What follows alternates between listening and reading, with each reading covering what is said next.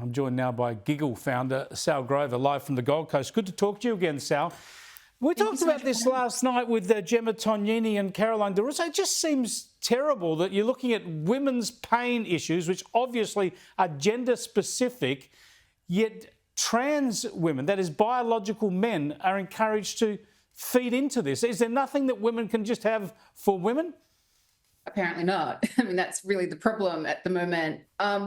What is the point of having a study about women's pain if men can just identify into the study?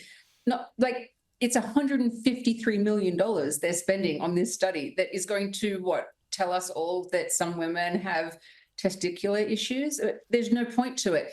Women's health is actually incredibly under-researched and it needs more attention to it, but this isn't it. Also, it would be interesting if they did a study of like men versus women pain. Like that could be really interesting findings there, but this isn't it. This is a study about women's pain and they're saying, oh, these men who consider themselves to be women for whatever reason should be included in it. Why should we pay attention to this? Why should anyone pay for it? It's absurd. It is literally insane. We're supposed to be a science-based, rational society. As you say, women's health issues need to be researched. They are specific.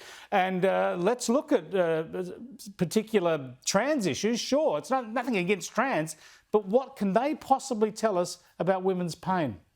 Nothing. Absolutely nothing. Our bodies are different. Like just the actual reality of the earth is that men and women are different, and on a biological level, that's where it's the most obvious. And so, if you're going to have these kinds of studies, and it's just not the time to just be validating somebody's delusion.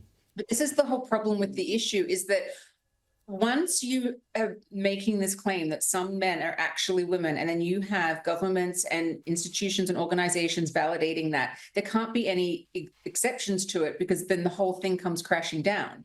Yeah, I want to go to another example which shows a similar train of thought. There's an amateur soccer club in Sydney that has 5 transgender women playing in it. They're undefeated. They've scored like 59 goals to 3.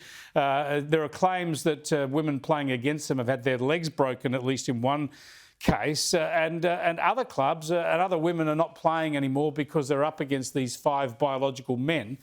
And there was a meeting going back a couple of months between the club and these clubs and the association. And the Daily Telegraph has done a reenactment of this meeting so that people can understand what went on in it. Just have a listen to this reasoning. Why don't transgender women play in the mixed comp? We have a mixed comp.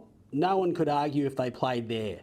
Why don't they play there? I think largely because the trans women playing with us, what they are looking for, they want to be seen as women. They want to be part of a club that's a women's club. That's a really positive and affirming thing for them.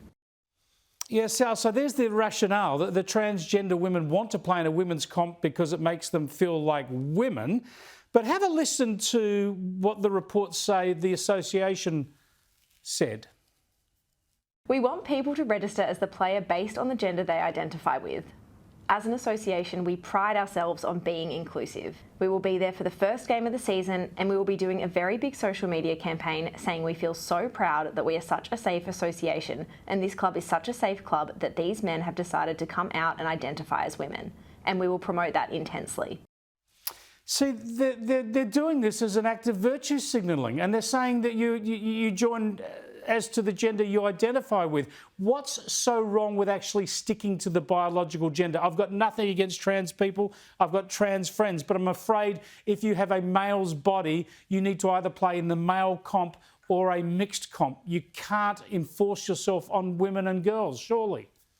Of course. I mean, this is the whole problem, is that every decision that is made to validate the delusions of these men, and they justify it by saying it's on the basis of inclusion. What they don't mention is at the moment that a man is included in women's sports, a woman is excluded. Yeah. It's just based on numbers. That's before you even get into the safety of it. Just based on numbers, a woman is excluded. So I don't actually buy their argument that it's for inclusion. No, as you said, it's for virtue signaling. It's just to keep this lie and this nonsense going. It's a hell of a problem. It's a hell of a problem, Sal. Thanks so much for speaking to us about it. I appreciate it. Sall Grover there, who speaks out on these issues and cops a lot of flack for it, but I know most of you at least would agree absolutely with her rationale.